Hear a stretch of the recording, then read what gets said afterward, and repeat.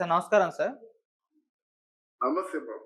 Sir ఈ వారం 4 సినిమాలు రిలీజ్ అవ్వడం జరిగింది సార్. అది మన శ్రీకాంత్ గారి అబ్బాయి రోషన్ గారి సినిమా 'చాంపియన్' సినిమా. దానికి మంచి పాజిటివ్ రెస్పాన్స్ వచ్చింది. ఆ తర్వాత మరో చిన్న సినిమా 'ఈషా' అనే సినిమా హర్రర్ సినిమా. దానికి పాజిటివ్ రెస్పాన్స్ వచ్చింది. శివాజీ గారి 'దండోర'కొచ్చింది. అలాగే మన ఆది సాయి కుమార్ గారి 'శంబల' మూవీ. ఈ 4 సినిమాలకు కూడా మంచి పాజిటివ్ రివ్యూస్ రావడం అంటే సినిమా ఏదో భారీగా ఉందని అని కాకుండా ప్రేక్షక ఆదరణ పొందింది, ఎంటర్‌టైన్ చేశాయి అని జెప్పేసి అటువంటి పాజిటివ్ రివ్యూస్ అయితే రావడం జరిగింది సార్. మంచి సక్సెస్‌ఫుల్‌గా అయితే కంటిన్యూ అవుతున్నాయి. సో, డిసెంబర్ ఎండింగ్‌కి, ఈ ఇయర్ ఎండింగ్‌కి ఒక మంచి ఊపయితే సినిమా ఇండస్ట్రీకి వచ్చినట్టుగా కూడా చెప్తున్నారు. ఏం జెప్తారు సార్ ఈ 4 సినిమాల గురించి మీరు? ఇది చాలా శుభపరిణామం అండి.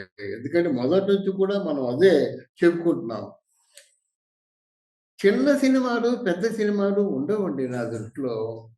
మంచి సినిమాలు అంటే జనరంజకమైన సినిమాలు, అలాగే జనం తిప్పికొట్టిన సినిమాలు 2 ఉంటాయన్నమాట. చూడదగిన సినిమాలు, చూడకూడని సినిమాలు, చూడకూడదనుకున్న సినిమాలు ఉంటాయి. గనక ఈ 'శంబల' గాని, 'చాంపియన్' గాని, 'దండోరా' గాని ఈ చిత్రాల మీద వాళ్ళు కథ మీద తీసుకున్న శ్రద్ధ, దర్శకుడు దాన్ని తీర్చిదిద్దినటువంటి శైలి, ఇవన్నీ కూడా ప్రధాన పాత్ర చోటు చేసుకుంటాయి. ప్రధాన పాత్ర చోటు చేసుకొని జనరంజకంగా ఉంటాయి. ఈరోజు 4 సినిమాలు ఉన్నాయి. 4 సినిమాలు సక్సెస్ అయ్యాయి. రేపు పొద్దున సూపర్ సక్సెస్ అవుద్ది. నిజంగా కొంచెం నిరాశ నిస్పృహల మధ్య సాగుతున్నటువంటి 2025కి మంచి వెరీ గుడ్ ఫినిషింగ్ ఇచ్చాయన్నమాట.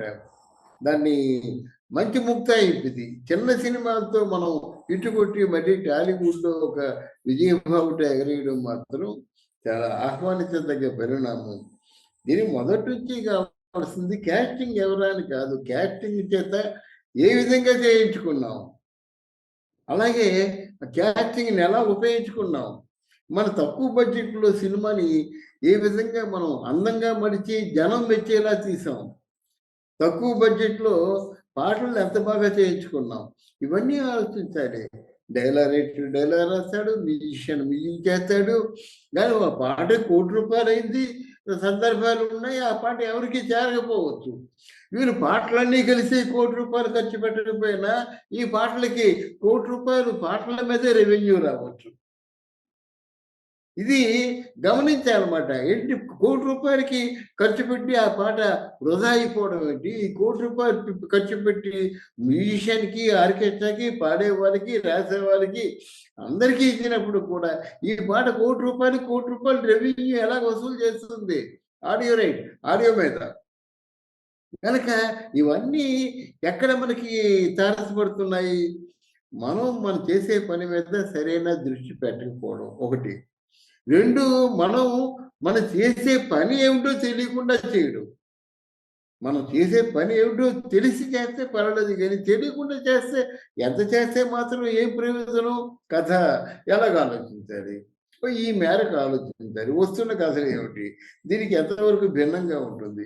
అంతవరకు ఆలోచించాలి. కథలో ఆసక్తికరమైన సన్నివేశాలు ఉన్నాయా? ఇవి జనాలకి బాగా నచ్చుతాయా? నచ్చవా? ఇయన్నీ చూసుకొని ఆ విధంగా వాళ్ళు వర్కౌట్ చేసుకోరు గానీ, అది లేకుండా కథ గురించి ఆలోచించేది ఎవరు? ముందు ఆర్టిస్టులు కాల్ షీట్లు దొరికాయా? ముందు ముహూర్తం ఫిక్స్ చేసేస్తారు. పాటలుండవు, ఏముండవు. ఏదో మొత్తానికి ఒక ట్రాక్ మీద కూడా ముహూర్తం షాట్లు తీసేస్తున్నటువంటి ఒక దయనీయమైన స్థితికి వాళ్ళు దిగజారిపోయారన్నమాట ఈరోజు.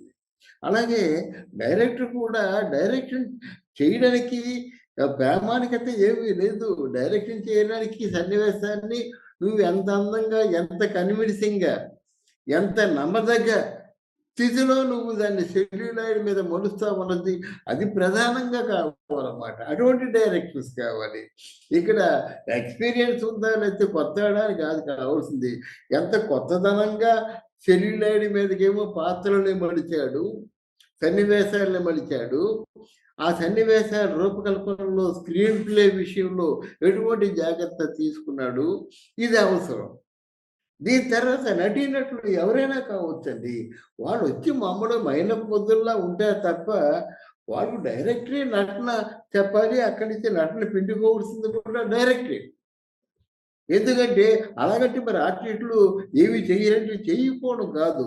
తెలివైన artist for example 'NT Rama Rao' గారు ఉన్నారు. అక్కడ డైరెక్టర్ ఏం చెప్తే అదే చేస్తాడు. లేవమంటే లేస్తాడు, కూర్చోమంటే కూర్చుంటాడు. గట్టిగా కళ్ళెర చేయమంటే కళ్ళెర చేస్తాడు. బికాస్ అక్కడ డైరెక్టర్ ఇది సుప్రీమో. డైరెక్టర్ చెప్పిందే చేయాలన్నమాట.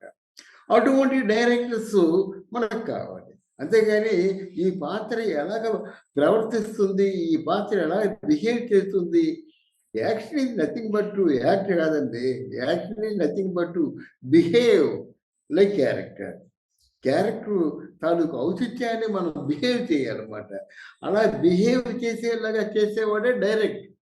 అటువంటి డైరెక్టర్స్ కావాలి. అటువంటి డైరెక్టర్స్ అందరూ తారసపడ్డారు కాబట్టి ఈరోజు చాంపియన్ కావచ్చు, దండోరా కావచ్చు, శంబాలా కావచ్చు, ఇంకొక హారర్ సినిమా కావచ్చు, ఏవైనా జనం ఓహో బాగున్నాయి సినిమాలు, వెళ్దామే చూద్దామే అని చెప్పేసి వాళ్ళు 10 మందితో ఫోన్లు చేసి చెప్పుకుంటారు. 10 మందితో చెప్పుకుంటారు. గనక ఇది శుభ పరిణామం. ఈ పరిణామం కంటిన్యూ అయితే మాత్రం 2026 నిజంగా టాలీవుడ్‌కి మంచి వైభవం. పెద్ద సినిమాలు ఉంటాయి, చిన్న సినిమాలు ఉంటాయి ఇక్కడ. పెద్ద సినిమాలు, చిన్న సినిమాలు కలగలుపున టాలీవుడ్‌కి ఒక మంచి కీర్తి ప్రతిష్టలు తెస్తాయని మనస్ఫూర్తిగా నేను ఆశిస్తున్నాను. చిన్న సినిమాలు చేసిన నిర్మాత, దర్శకులు, నటీనటులు అందరూ కూడా మనం నిజంగా మనస్ఫూర్తిగా వాళ్ళని అభినందించాలి. ప్రోత్సహించాలన్నమాట. I wish them all the very best. Right sir. Thank you so much sir.